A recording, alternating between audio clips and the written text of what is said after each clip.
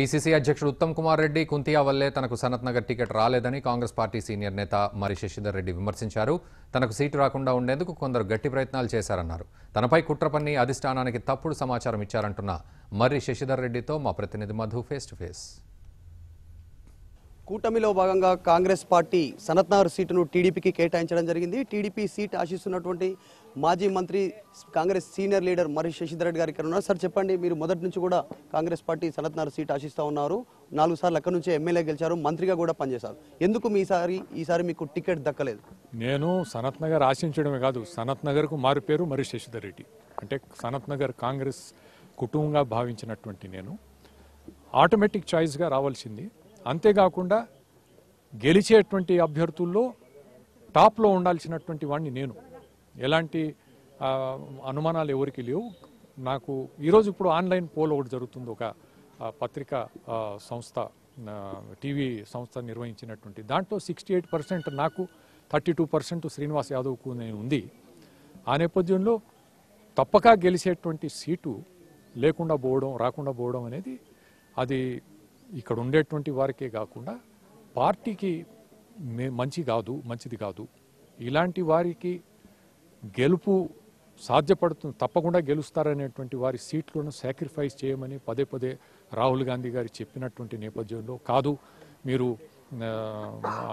నన్ను ఓడిపోతారనేటువంటి తప్పుడు ప్రచారం చేసి అధిష్టానాన్ని తప్పుదో పట్టించిన నేపథ్యంలో ఇది చాలా తప్పుడు నిర్ణయంగా నేను భావిస్తున్నాను. తప్పుదోవ పట్టించారు అధిష్టానం అంటున్నారు. ఎవరు దీని వెనకాల ఉన్నారు? ఎవరు తప్పుదోవ పట్టించారు? మీకు సీట్ రాకుండా కుట్ర జరిగిందని మీరు అనుకుంటున్నారు. దీని వెనకాల ఎవరున్నారు? పొత్తుల విషయం చర్చించడంలో కేవలం ఇద్దరిది ప్రధానమైనటువంటి పాత్ర. ఒకటి పీసీసీ అధ్యక్షుడు ఉత్తమ్ కుమార్ రెడ్డి, రెండోది ఇన్ఛార్జిగా ఉన్నటువంటి కుంటియా. వీరిద్దరు దీని వెనక దీని పూర్తి బాధ్యత వారిదే అని చెప్పి నేను భావిస్తున్నాను. ఈసారి కాంగ్రెస్ పార్టీ కేటాయించినటువంటి సీట్లో చాలా మంది కొత్త ముఖాలకు అవకాశం ఇవ్వడం జరిగింది. వారసులకు అలాగే కుటుంబ సభ్యులకు 2 టికెట్లు కూడా కేటాయించడం జరిగింది. ఈసారి సనత్ నగర్ సీట్ నుంచి మిమ్మల్ని తప్పించడానికి ఎందుకు ఈ రకమైనటువంటి ప్రయత్నాలు జరిగినాయి? ఈ మహాకూటమి గెలుపు పైన తీవ్ర ప్రభావం పడదా ఈ అవకాశం? పార్టీ ఎంపిక జరిగినప్పుడు గెలుపే లక్ష్యంగా ఎంపిక జరగాలి. వ్యక్తిగతమైనటువంటి ఇష్టాలను, గ్రూప్ రాజకీయాలను ముందు పెట్టుకొని చేస్తే ఫలితాలు సరిగ్గా ఉండవు.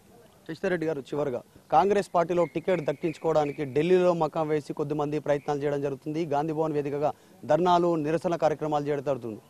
ఇంతమంది చేసినప్పుడు లాస్ట్ మూడు వరకు నిన్న రాత్రి పొన్నాలకు సంబంధించిన సీటు కన్ఫర్మ్ అయింది. మీరేమో పునఃపరిశీలన చేయాలి ఈ సీటు పైన అంటున్నారు.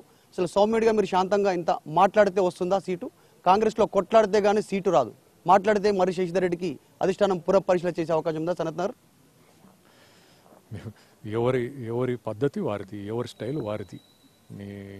నేను మొదటి నుంచి కూడా నేను పెద్దగా స్లోగన్స్ కూడా ఇచ్చేది నాకు నచ్చదు. కనుక ఈ ధర్నాలు, కార్యక్రమాలు కొంత కార్యకర్తల్లో ఉన్నటువంటి ఆవేశం, ఉద్రేకంతో ఆ విధంగా చేస్తారు. కానీ సమస్యల పరిష్కారం ఆ విధంగా చేయడం కాదు. ఇది ఆలోచనతో చేయాల్సినటువంటి విషయం.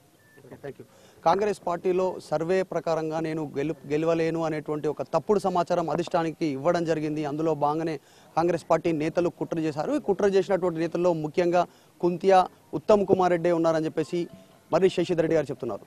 వీడియో జర్నలిస్ట్ గిడ్డయాదవ్తో మధు భారత్ టుడే, హైదరాబాద్.